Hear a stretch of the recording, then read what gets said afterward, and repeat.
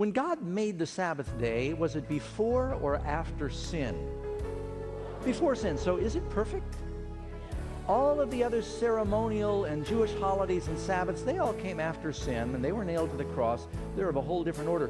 But the Sabbath of the weekly cycle is part of God's perfect plan, and it's to last forever. And so this is a truth that's being lost sight of. Now, I want to tell you one reason that I think this is very important for us to remember, and it matters in our day. The way I read my Bible, there was a time when the king of Babylon told everybody in his kingdom to worship this statue he had set up when he commanded, and if they didn't, they'd be killed. If they did not pray to his image, they would be killed. Does that have echoes of Revelation 13? And some who were in the crowd that day were devoted Jews that keep the commandments, Shadrach, Meshach, and Abednego, and they said, you know, they're not the 10 suggestions of God, they're the 10 commandments. And that includes the second one that says, do not worship graven images. And someone probably said, you know, if you don't bow down, you guys are going to lose your job. You might take a decrease in pay. And what about, you know, your family you might need to support? And they said, you know, we're willing to not only lose our jobs, we're willing to lose our lives to obey God. And so when the order was given and the music played and everybody bowed down, Shadrach, Meshach, and Abednego did not compromise the commandments. Then you get to Daniel chapter 6, and the king makes a law that everybody should worship differently. Another one has to do with how you worship. And Daniel has to decide. There's a commandment that says, you shall not have other gods before me. That's the first commandment. And he decided, you know, I'm not even going to close my windows. I'm going to open my windows. I'm not going to pray to the king. I'm going to pray to my God. And I'm not only going to open my windows, I'm going to kneel so they can see I'm in a posture of prayer.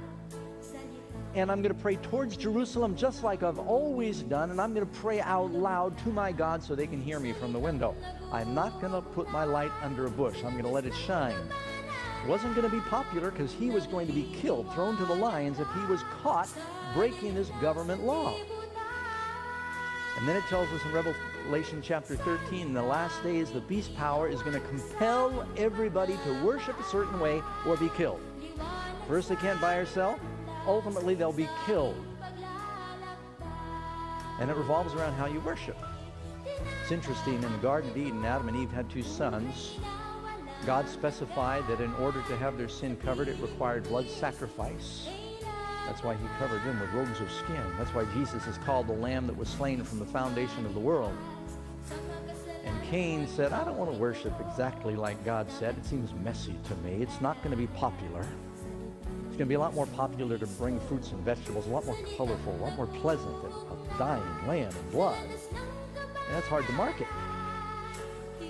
Said, so I know God will be satisfied. If I've worked hard for my garden, I'm going to offer what I've worked for. I'm going to worship the same God my way. And Abel pled with his brother and said, no, you need to worship God's way. And he said, who do you think you are telling me? You're my younger brother. And Abel said, well, I tried. Abel made his offering. Fire came down from God, accepted the offering of Abel. Cain took his zucchini and bananas, whatever it was, and put it on the... Actually, there were no bananas. You realize they were a hybrid. They didn't come along until much later. So, pineapple, whatever it was. So he put it up there, and he waited, and fruit flies came, but no fire. And he got so mad, his brother said, look, I told you, the only way that God's going to accept your worship is if you do it the way he says. And it so angered Cain, he persecuted and killed his brother over worshiping God. Could it be history is going to repeat itself in the last days? Does it matter how we worship? Does it matter if we keep God's holy day? Can we change it to another day if we want? What is the Sabbath? Well, of course, we read the commandment to you from Exodus 20, verse 8 through 11. It is a memorial of creation. It says, for in 6 days the Lord created the heaven and the earth. Do we need a memorial of creation today? Are people forgetting what our origins are?